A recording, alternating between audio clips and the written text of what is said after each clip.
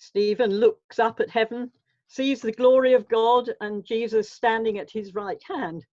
And this vision gives him the courage to undergo martyrdom.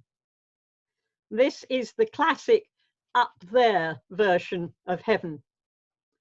When powered flight and later space flight first began, there was considerable concern in some quarters that pilots or astronauts would somehow encounter heaven when they got up there. Now, most children instinctively think that heaven is up in the sky, as do many grown-ups. And my deaf friends know this too. The sign for God is a finger pointing up to the sky, and heaven is looking up at a sweep of hands above the head. So it's hardly surprising that heaven is up there. Now, each of us probably has our own concept of heaven. Jean-Paul Sartre thought that hell is other people, so heaven for him would either be very sparsely populated or some form of solitary confinement. Dean Ing was happy to have company as long as they were people who had taken first at Oxbridge, so that rules me out. Fine dining was important to some people. Wouldn't it be heavenly just now to go out for a really nice meal? G.K. Chesterton told us that the wine they drink in heaven is made in Haute-Lorraine. And Sidney Smith hoped that he will be eating pâté de foie gras to the sound of trumpets. It's just as well that there are many dwelling places in God's house, room for lots of people and plenty of variety. Sartre and Smith must clearly be kept a very long way apart from each other. This is, of course, a different concept of heaven from the one in the story of the old rabbi who died and went to hell. Everything seemed good. There were crowds of people sitting at huge refectory tables with a splendid feast spread out in front of them. But when he looked more closely, he realized that they were all utterly miserable. They all had 6-foot-long forks and spoons. They couldn't eat.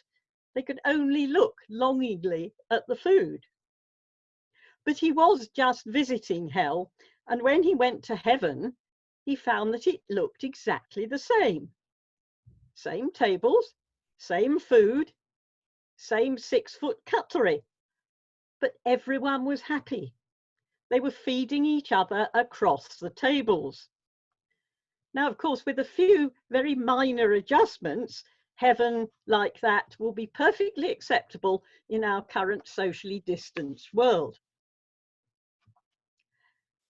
Eliza Doolittle just wanted a room somewhere far away from the cold night air with one enormous chair.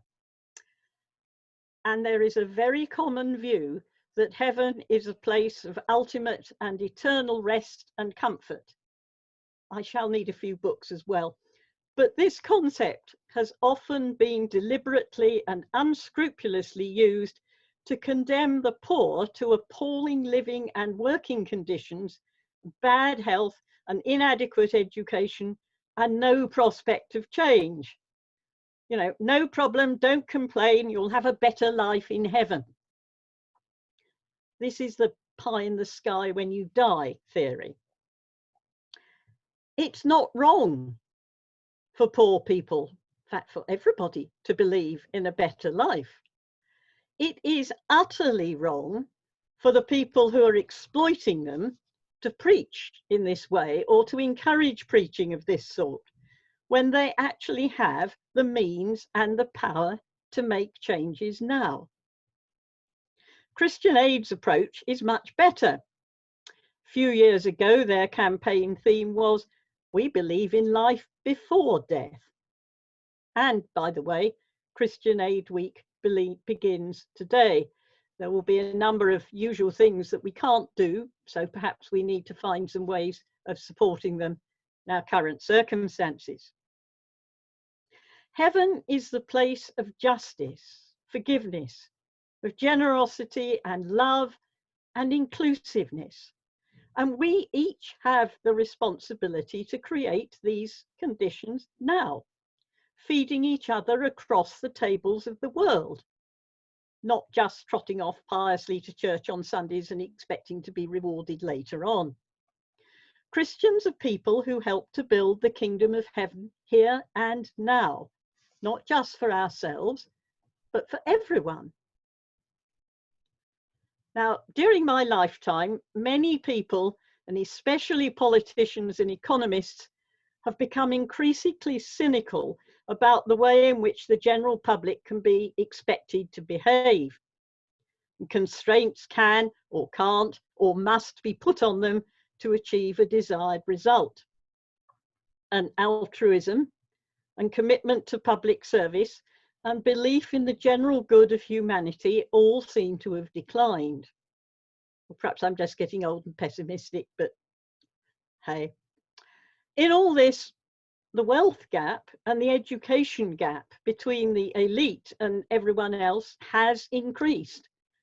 And many of the means by which people could achieve an escape from poverty and could gain a better standard of living seem to have been removed.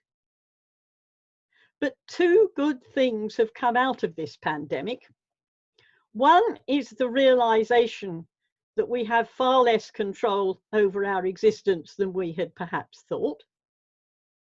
And the other is the extent to which hundreds of thousands of ordinary Britons have shown that they are willing to be as good neighbours as Britons have ever been.